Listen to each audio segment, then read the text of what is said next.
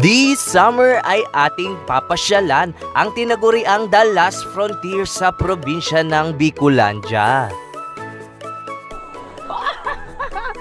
Basaob yung bangka! Ating sasaksihan ng personal ang malaelnidong tanawin na dito nyo makikita sa Caramoan. Tingnan nyo kung gaano kaganda mga kapo. And dito sa Caramoan Island mga kapo ay hindi lang isa, hindi lang dalawa, hindi lang tatlo, kundi 8 island ang bibisitahin natin. Ito yung pinaka the best mga kapo discover na hindi natin pwedeng palagpasin.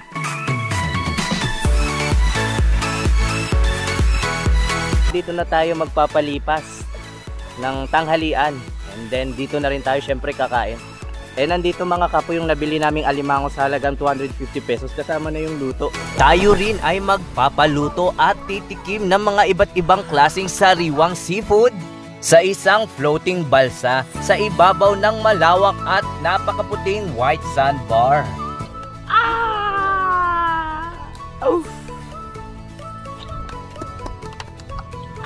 Sarap!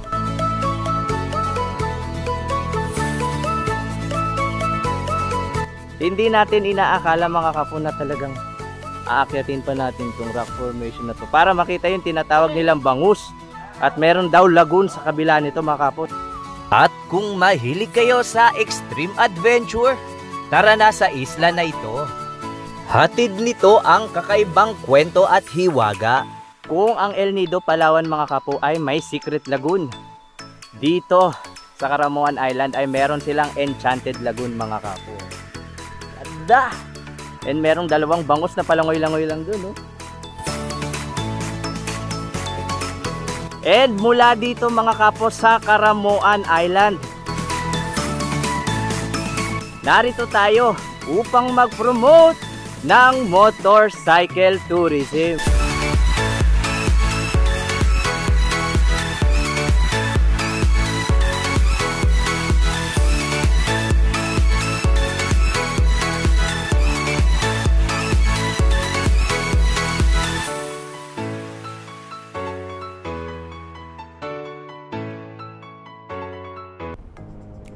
Ciao ragazzi! Welcome back! I'm your Rider Life PH and welcome again sa panibagong adventure patungkol sa ating pagmumotor. And today's episode mga kapo, papunta na tayo sa may Caramoan. O ito isa sa mga sikat na tourist spot sa may Camarines Sur. Ihanda na ninyo ang inyong mga sarili dahil hindi natin palalagpasin ang pagkakataon na ating masisilayan. Ang isa sa mga tanyag na lugar pagdating sa Survivor Series. And after nating baybayin yung Goa hanggang presentasyon, 50 kilometers yung ating babaybayin patungong Caramoan. Medyo hindi ganun kaganda yung kondisyon ng kalsada na inyong madadatnan papuntang Caramoan mga kapo. Although sementado naman siya mga kapo, ang daming mga potholes, mga bitak-bitak na kalsada na nagpapahirap. So ayan mga kapo, nandito na tayo sa coastal area. Dito yan sa barangay Paniman, Caramoan, Camarines Sur.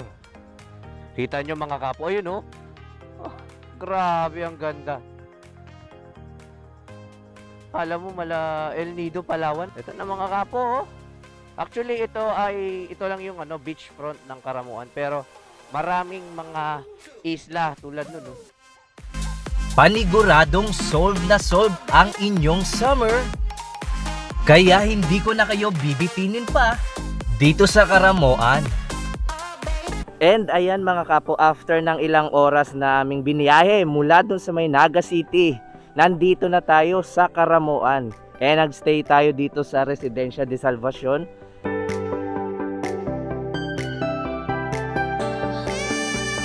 And mula dito mga kapo is bubungad na agad sa inyo yung mga nagtataasang rock formation mga kapo. Ayan oh.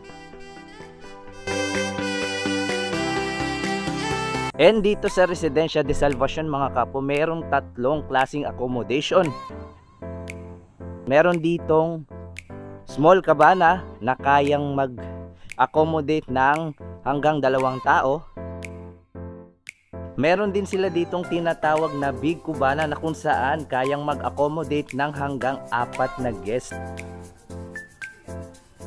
And dito sa taas mga kapo ay meron silang tinatawag na regular room na kung saan ay kasya hanggang 6 na guest. And ang isa sa pinaka the best lalong lalo na pag morning mga kapo is hihigop ka ng coffee and tanaw mo yung mga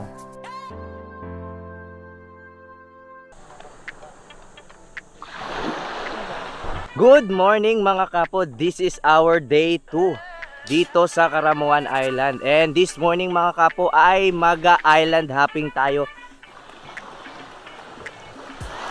sa halagang 2,500 pesos mga kapo para sa kanilang long day island tour dito sa Caramoan mga kapo. Ay may explore nyo na itong the next El Nido Palawan dito sa Bicolandia. Additional 500 pesos na lang mga kapo para sa ating tour guide.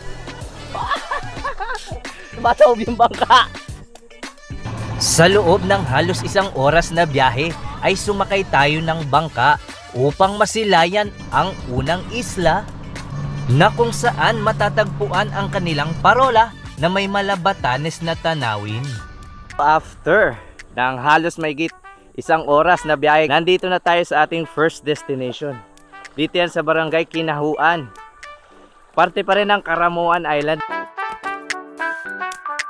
And mula dito mga kapo ay bibisitahin natin ang kanilang parola at ang kanilang pinagmamalaking bersyon ng Batanes.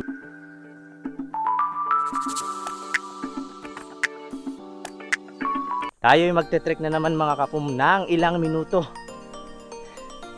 papunta dun sa lighthouse.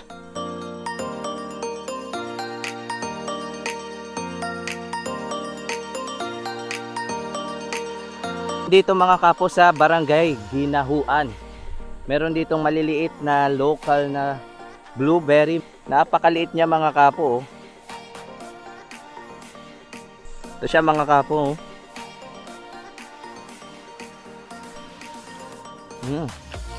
Dasa siyang ano mga kapo, dasang blueberry talaga. And pagkatapos ng mga ilang minuto mga kapo ay nandito na tayo sa kanilang Solar Lighthouse mga kapo. Ayan oh.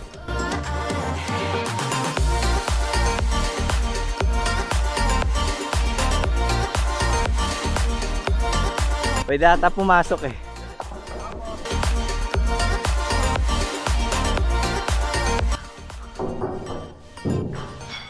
Ayan. So ayan mga kapo. Hindi lang natin maakyat ng personal pero ayan oh. Yung parola dito sa may Barangay Kinahuan. Bukod sa kanilang parola na pwede ninyong bisitahin dito sa kanilang isla, ay masisilayan din ninyo ang kanilang bersyon ng Batanes dito sa Barangay Kinahuan. Sir, ano pong tawag dyan?